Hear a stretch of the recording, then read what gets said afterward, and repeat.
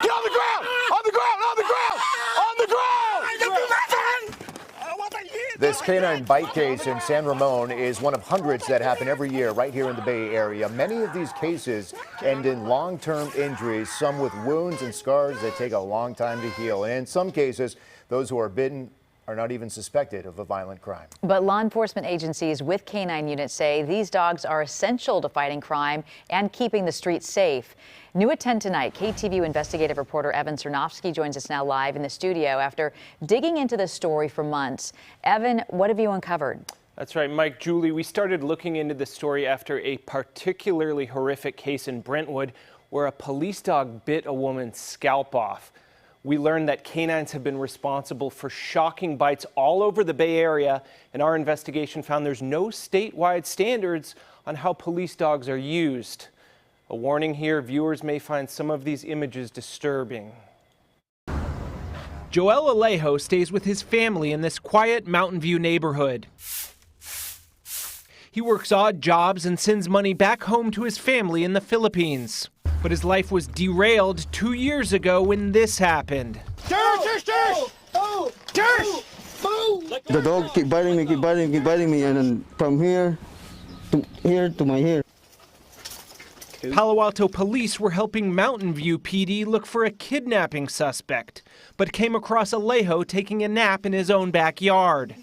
Hey, Without giving a warning, the Palo Alto dog handler repeatedly shouted "Dersh," the command for bite in Czech, the language the dog was trained in. Do you live here? Where are you from? I live here, sir. I'm still shaking until today. These days, I'm still shaking about it. Almost 2 years later, his wounds on his right leg are still causing him pain. It's cases like this that have critics horrified. Outside of the firearm, there is no police tactic as likely to cause injury and as likely to cause serious injury as a police dog. Nothing else comes close. It turns out police use dogs very differently depending on where you are in the Bay Area. Some agencies almost never sick their dogs on suspects, while others have their dogs bite people dozens of times a year. Most Bay Area police agencies have canine units.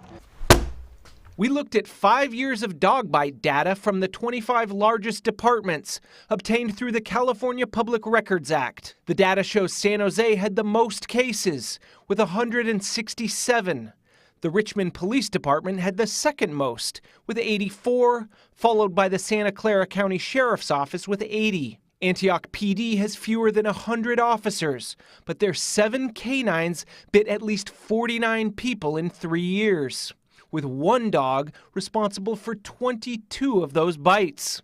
Behind those numbers are often severe injuries, and officers are rarely found to be in the wrong.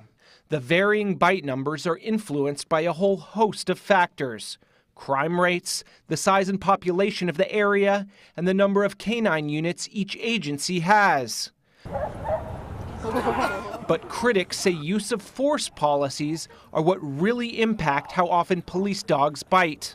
Departments use them as a first-hander, first tool, first line. With other departments, they will not. Bay Area civil rights attorney John Burris says there needs to be statewide legislation that restricts when law enforcement officers use canines on people. Each department can set its own rules or no rules at all. Our investigation also found that blacks and Hispanics were disproportionately bit by Bay Area police dogs, making up 2/3 of the cases where race and ethnicity are tracked. Burris believes the numbers point to racial bias, with appalling consequences. What I see is this was used primarily against African Americans and Hispanics. Well, you know, when you have a policy and when that happens, it should be looked at like we look at racial profiling questions. But retired LA Sheriff's Commander Sid Hale says most people who are bit are violent suspects who refuse to surrender. Oftentimes, the canine is released into a building or area where they can't see the suspect up close. We have no idea.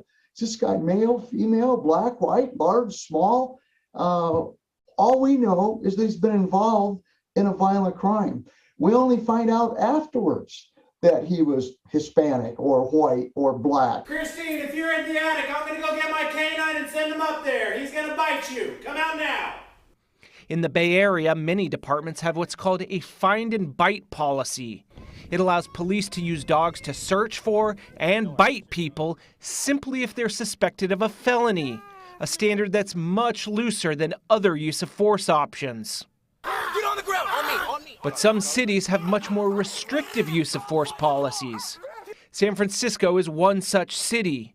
The SFPD recorded only 2 dog bites over the last 5 years.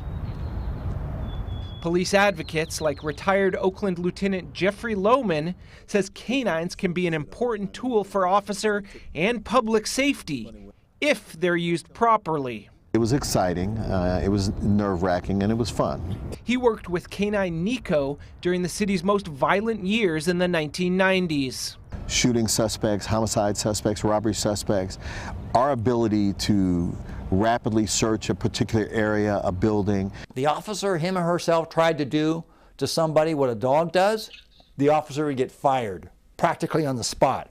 Donald Cook is a California civil rights attorney who's handled hundreds of dog bite cases over the past 3 decades. He says there are usually less violent alternatives to deploying K-9s, which he says can escalate tense situations. In almost all instances, it's completely unnecessary for the dog to attack and bite.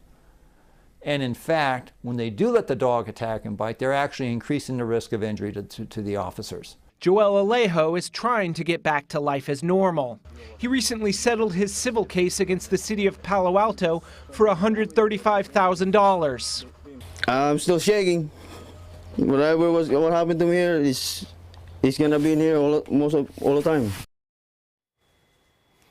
Now, Julie, Mike, we have a complete breakdown on this investigation on KTVU.com, including all of the numbers and some more specifics on those cases that we looked into. I'll tell you what, very interesting story right there. When it comes to the statewide standards, though, based on the interviews, I mean, do you get a sense that something may happen on the state level? Well, so far in the last couple of years, we've seen a lot of developments around police use of force issues. They've banned shooting into vehicles. Yeah. They have mandatory de-escalation policies. So a lot of advocates are pointing to this as one of the next areas to go into for reforms. Evan Cernovsky, appreciate it. Thank you. Thanks, Evan.